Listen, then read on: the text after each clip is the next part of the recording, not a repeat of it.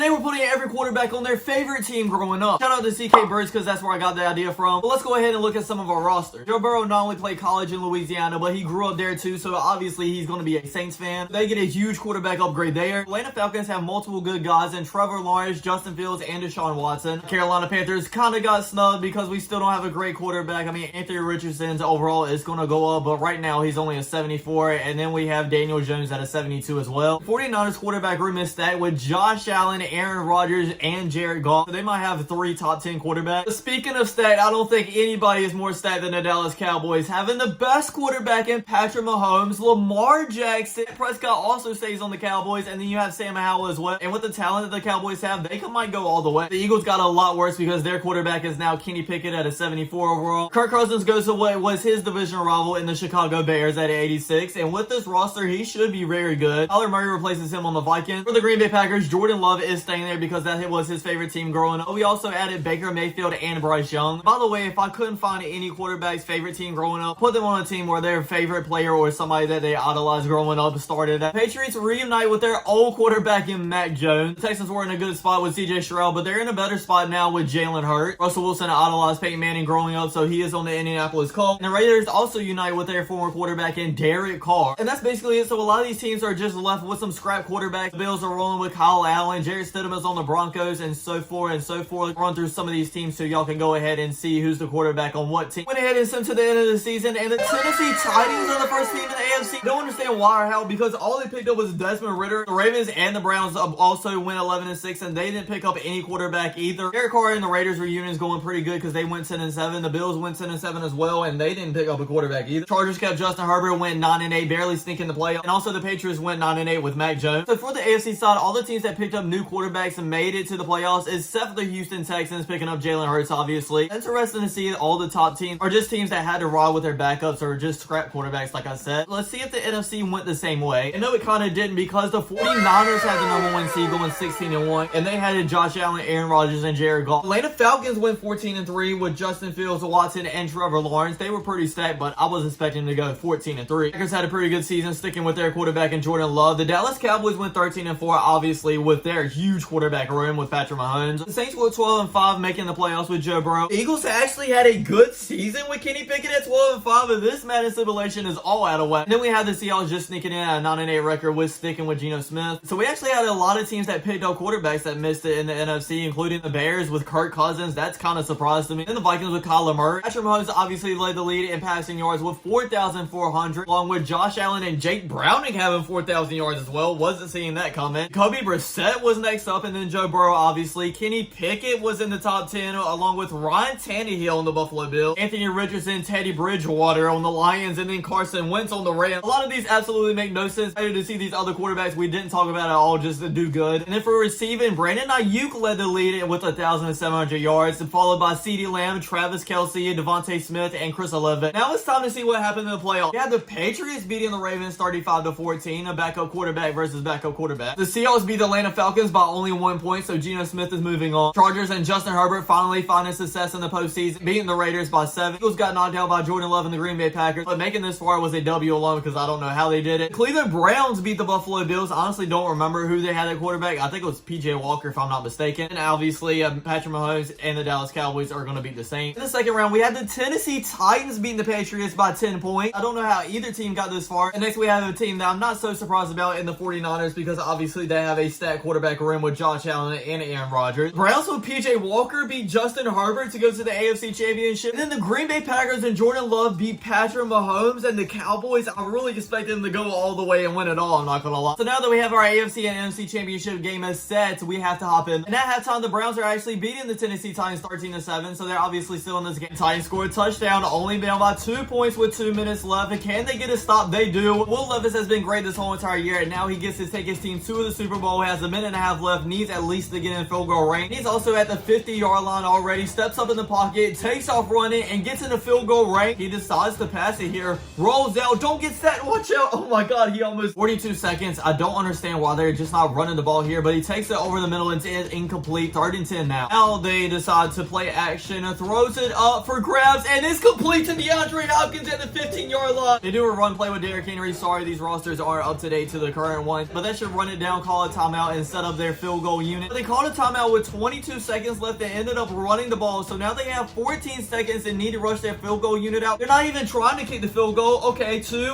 1, they get the snap off. This to go to the Super Bowl, and he gets a touchdown. Oh my God. I don't know what kind of Madden glitch that was. I guess they just don't like the Tennessee Titans, but they end up winning this game anyways. And the Tennessee Titans and Will Levis are going to the Super Bowl. Wow. For the NFC Championship game, it's the complete opposite because at halftime, the 49ers are the only ones that scored 13-0 against the Packers, but they still have plenty of time to come back. Score a field goal, and then score a touchdown, only down by 3 points, but then the 49ers score right back, and then they score again. That's probably going to be game, and yes, it is. The 49ers win 25-10 to take on Will Levis and the Titans in the Super Bowl. But first, we get to see who wins some awards, and it is Josh Allen to win an MVP for the 49ers. AFC Offensive Player of the Year is Jonathan Taylor, and their Defensive Player of the Year is Max Crosby. Offensive Rookie of the Year is Josh Downs. Defensive Rookie of the Year is Will Anderson. Now, for the NFC side, Offensive Player of the Year was Brandon Ayuk. Offensive Player of the Year was Jonathan Allen, and for the rookies, offensively was Bijan Robinson, and defense was Byron Young. Now it's time for the big game, and it couldn't be any better at halftime. They are tied at 17-17. 49ers go ahead and score a field goal, but the Titans score a touchdown, and with another one as well. They're up by 11 points with only a minute and a half left,